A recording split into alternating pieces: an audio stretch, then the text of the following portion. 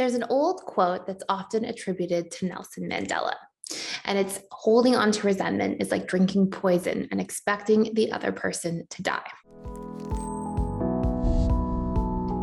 And it's so true. When we carry around that pain that comes from a time where we perceive somebody hurt us, we are the ones continuously experiencing that pain over and over again throughout life whenever we're triggered.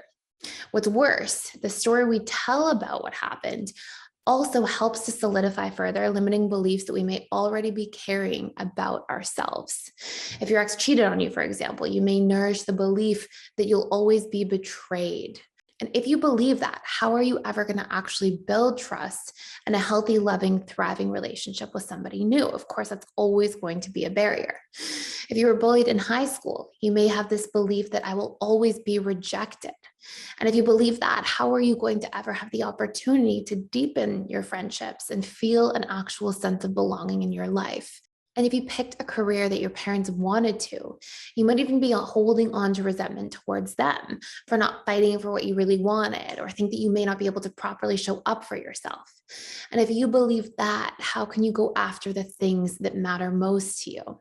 You see, holding on to resentment just keeps sabotaging your own happiness and our own lives over and over again. And the people who wronged you are then just living rent-free in your mind on an ongoing basis until you learn how to properly forgive. Now, people often ask me things like, what if the person didn't deserve to be forgiven? Or what if that pain is too difficult to let go of? Aren't we letting that other person off the hook? And absolutely not is my answer. Having boundaries is completely healthy and necessary, and we're allowed to maintain those boundaries even after we've forgiven someone. So if you need to stop seeing the person in order to move on with your life, you're entitled to that. Forgiveness doesn't take away from that. You may need to work on your own ability to set boundaries.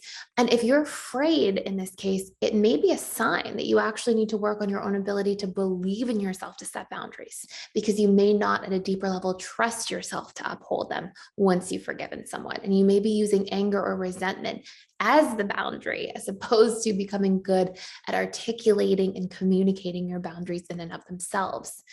But letting go of resentment is what's going to actually allow you to move forward in your life. And to forgive, we need to not do so just at an intellectual level and say, oh, I've forgiven, but we actually need to reach that deep emotional level of forgiveness as well.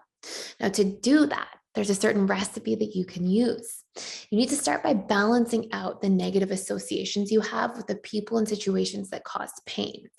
Take inventory in your life first. Who have you not yet forgiven?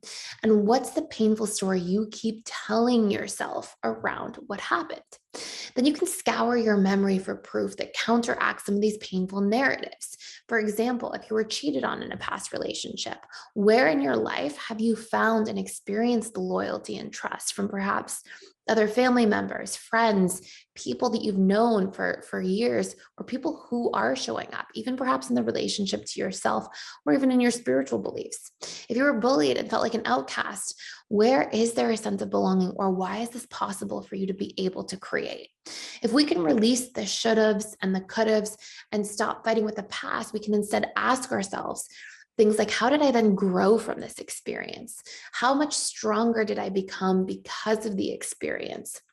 And we can learn to find the golden nugget that we can extract from those challenging situations. It doesn't mean that those situations weren't challenging or difficult. It means that we can do something with them if we show up and we choose to. Did that painful relationship teach you to set boundaries and speak up for what you do want in a partner, or realize what you're looking for in a future relationship? Did being bullied give you a sense of empathy and inclusivity and care for other people around you? We're not saying those things weren't really difficult and hard, but what we are saying is that we can take something away from it and continue to grow instead of always be plagued by it and then tied to that past experience our entire lives. How have these things that you learned from those painful or challenging experiences actually given you some sort of advantage in your life? The world is full of examples of people who do take their challenges and turn them into something and grow and become better because of them. So why can't that be you as well? We've seen people who felt socially isolated become compassionate motivational speakers. We've seen addicts who found meaning and thrive helping other people overcome addictions or painful challenges that they may have experienced. What's a superpower you've developed thanks to some of the challenges that you may have faced in your past? Do you dare finding what those golden nuggets might have been and extracting them for yourself and allowing yourself to build strength and character by being able to see that our challenges can, in fact, have silver linings if we choose to find them and do something with them? As you ask yourself these questions and work on releasing that resentment, do not forget to give forgiveness to the person that matters the most, which is yourself. What have you not forgiven yourself about?